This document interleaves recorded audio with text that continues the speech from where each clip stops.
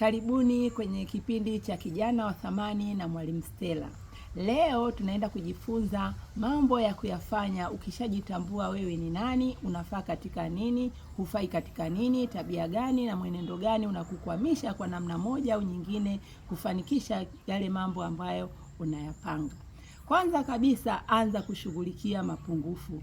Anza kushughulikia mambo ambayo huyawezi. Anza kushughulikia zile tabia ambazo zinakukwamisha kufikia malengo yako. Kwa mfano, wewe ni mchelewaji, au wewe ni mvivu, wewe ni mzembe, wewe ni mwoga, au wewe ni mkaidi. Pale anza kushughulikia. Jiwekee mkakati kwamba mimi kuanzia leo sichelewi. Mimi kuanzia leo sitaki uvivu tena. Mimi kuanzia leo sitaki uoga. Kwa hiyo utaanza taratibu. Mwanzoni kabisa utaanza kupunguza zile asilimia za uchelewaji. Labda itakuwa 60%, baadaye utakuta unapunguza kwa 70%, mwishoni 100% unaacha kabisa uvivu au uchelewaji. Na vile vitu ambavyo unaogopa kufanya, labda unatamani kufuga mifugo lakini unaogopa, nitaweza kweli? Nitamudu kweli? Nitaweza kuhudumia? Basi jilazimishe. Au unapenda kufanya biashara, unatamani sana kuwa mfanya biashara lakini unaogopa, je, nitaweza kufanya biashara? Jilazimishe, kwa sababu utakapochukua hatua ukaanza, ndio pale ambapo unaweza kufanikiwa. Kwa hiyo jilazimishe. Kama ni biashara, anza kwenda kuchukua mahali vitu, kama ni Kariakoo, kama ni shamba kulima, anza kulima. Kama unapenda kuongea mbele za watu, basi anza kuongea mbele za watu, usiogope. Kwa hiyo chukua hatua. Kitu cha pili, tafuta fursa ambazo ziko ndani ya uwezo wako. Labda wewe umegundua ni mzuri sana katika kuongea mbele za watu, basi anza kutafuta hizo fursa. Kwa mfano, jitolee kuwa wewe MC, au wewe jitolee kuwa msemaji wa kampuni, au msemaji wa hapo darasani ulipo, au sehemu yako ya kazi. Basi anza kuongea, kwa sababu bila mazoezi, bila kuchukua hatua na kuendea hizo fursa, basi hauwezi kufanikiwa. Wewe ndio ufuate fursa, sio fursa zikufuate wewe.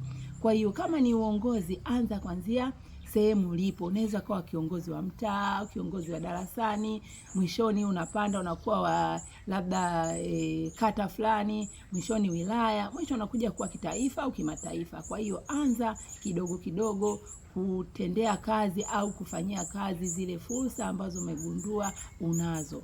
Anza kuzitumia. Kitu kingine, uwe na kawaida ya kujichunguza, kujifanyia tathmini. Angalia mambo gani ambayo yanakukwamisha kufanya kitu fulani. Labda wewe unapenda kuimba. Baada ya kuimba sasa, angalia vitu gani vilikufanya wewe ufanye vizuri zaidi, au vitu gani vilikukwamisha usiimbe vizuri. Kwa hiyo shughulikia. Baadaye utaimba vizuri zaidi. Au wewe ni mfanya biashara, angalia vile changamoto au vitu ambavyo vimekukwamisha usifanye biashara kama ilivyotakiwa au kama ulivyopanga. Kwa hiyo uwe na desturi ya kujichunguza baada ya kufanya kitu fulani. Kitu kingine, tafuta upekee wako na ufanyie kazi. Yaani wewe umegundua ni wa kipekee katika kuimba, maana tumezaliwa tofauti tofauti. Kwa hiyo katika kuimba kwako unatofautiana vipi na wengine katika uimbaji? Au katika biashara, wewe unatofautiana vipi na wengine katika biashara? Kwa hiyo fanyia kazi kwa kuboresha ule upekee wako. Umegundua wewe unaimba vizuri kwa sauti nyororo, basi jitahidi kujifunza zaidi kuhusu ile sauti nyororo inaimbwaje.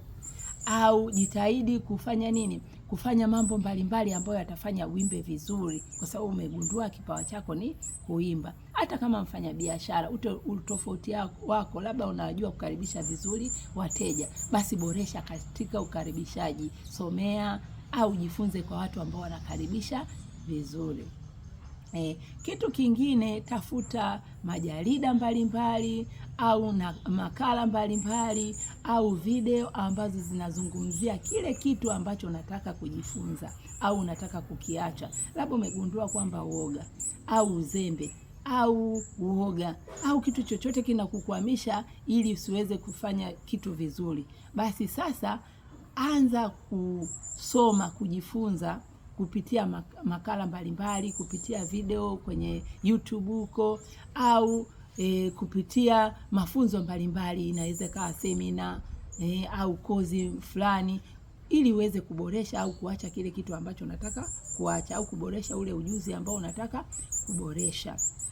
Na mwisho kabisa, chukua hatua, jiamini, jione kwamba wewe unaweza.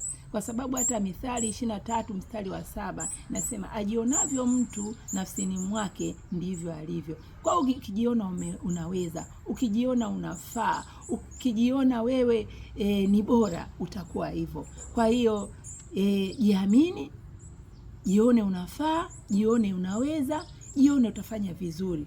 Kwa sababu kumbuka jinsi ulivyokuwa unaanza kuendesha labda gari au unaendesha baskeli, ulianza kwa oga. Baadaye siku zilivyokuwa zinazidi kwenda, ukaweza kuendesha gari, ukaweza kuendesha baskeli, ukaweza kufanya vizuri. Vile vile kumbuka yale mambo uliopanga, ukapanga, baadaye ukaweza kuyafanya vizuri. Hivyo vyote vitakupa kujiamini zaidi kwamba wewe unaweza, wewe unafaa, wewe utafanya vizuri. Kwa hiyo hayo ni mambo ambayo yatakusaidia kufanya vizuri baada ya kujitambua wewe ni nani. Kipindi kijacho tutajifunza faida na hasara za kujitambua au kutokujitambua. Bye.